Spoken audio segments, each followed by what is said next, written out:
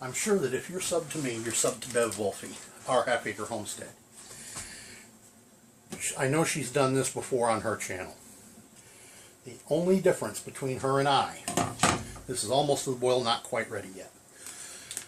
These are the spuds that I did yesterday, but wouldn't fit in the dehydrator. I socked them away in the fridge in acidulated water, and as you see, they're still nice and white.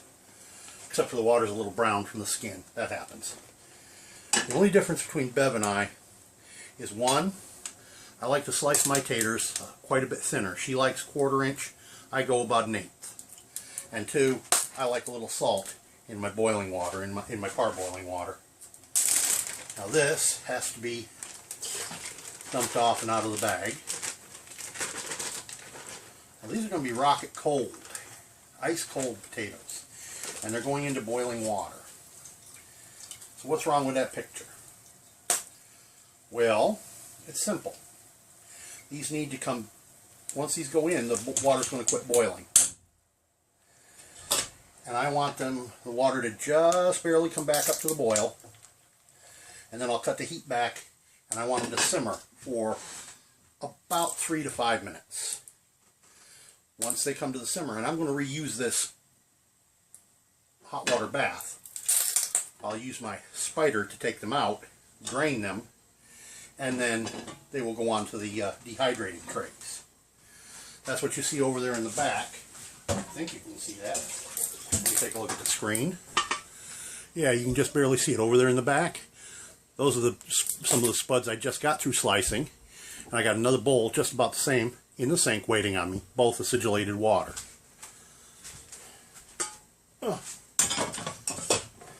So like I said, we're waiting on this to just come to the boil. As soon as I start to see bubbling, we cut the heat back and let them simmer for 3 to 5 minutes.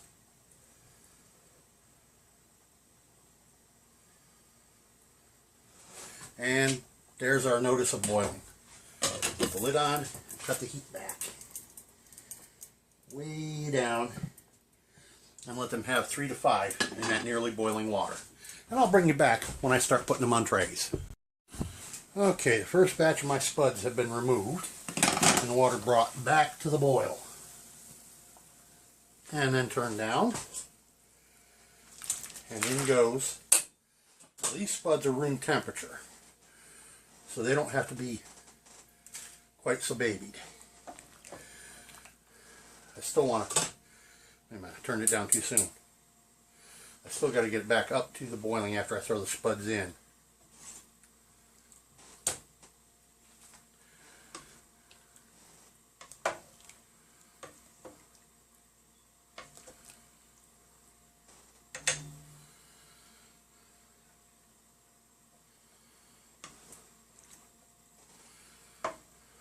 See, the spider does double duty. It's a stir stick on one end, and it's the dipper ladle strainer on the other.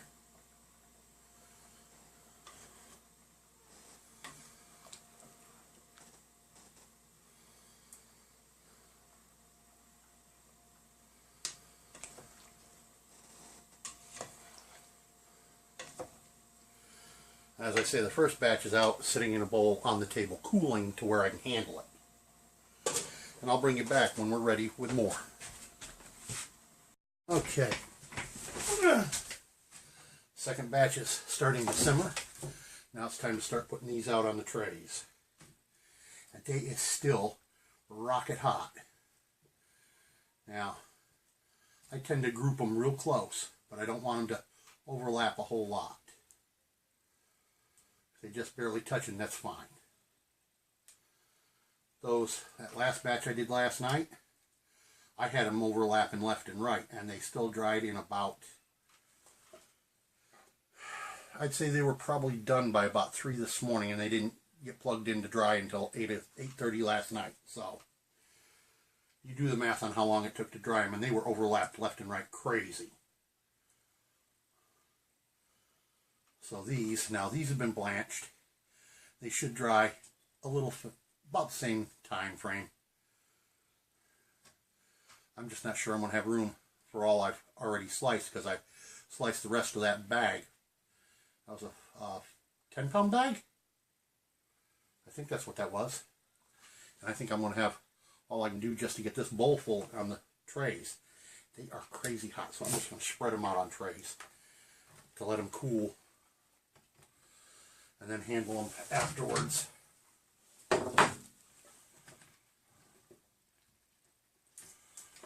What I'm doing now is just to speed up the cooling process to where I can handle them. They are rocket hot. Wow. Sitting in that bowl, they ain't going to cool anytime soon. So, I'll bring you back in a little while. Just the spuds I had in the zipper bag, plus a small handful more, is 4 full trays. And let me tilt you up. Yes, that Pod's coffee pot isn't there today, because that's where I'm putting my dehydrator. Here's another point where Bev and I vary. This Open Country food dehydrator, it's clearly marked for fruits and vegetables to dehydrate at 135 degrees. Bev sets hers for about 125. So I go just a shade more than the 135 and call it good. Because it's used, I don't know how accurate that dial is. But it did a bang up job on the stuff I've dried already, except for that first batch of spuds, because I forgot to par blanch them. That's all. And we'll be back with this in 6 to 12 hours checking it. Well, 6 hours checking it, probably 12 hours to take it out. I'll bring you back later. Well, my friends, when last I spoke to you, it was about 8 o'clock this morning. It's now almost 7 p.m., so 11 hours. And here are the potatoes that I put on this morning. Looking much better. Let me tilt you down so you can actually see it. Aren't they looking so much better? Well,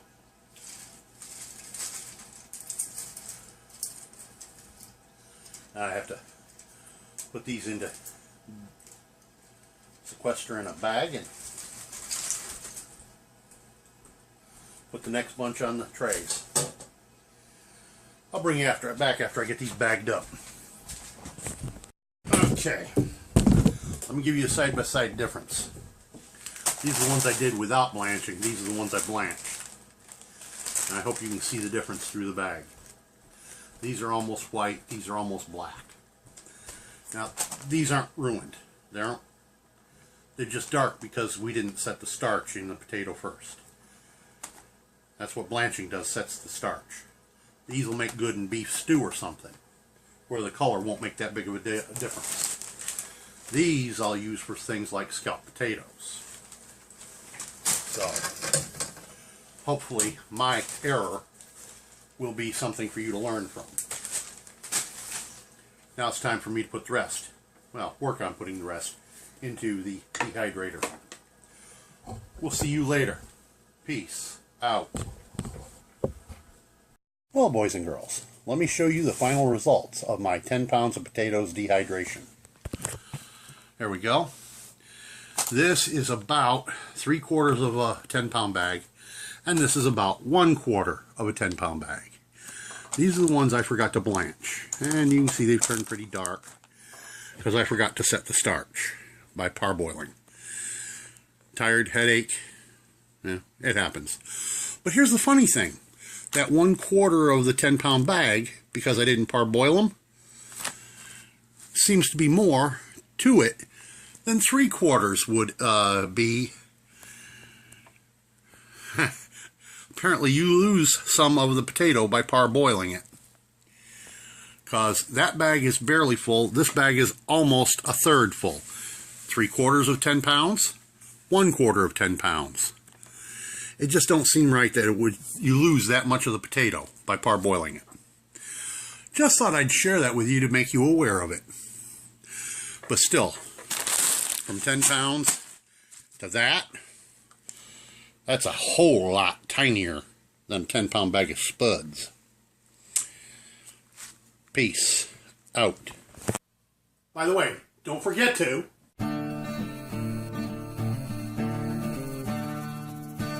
Bye.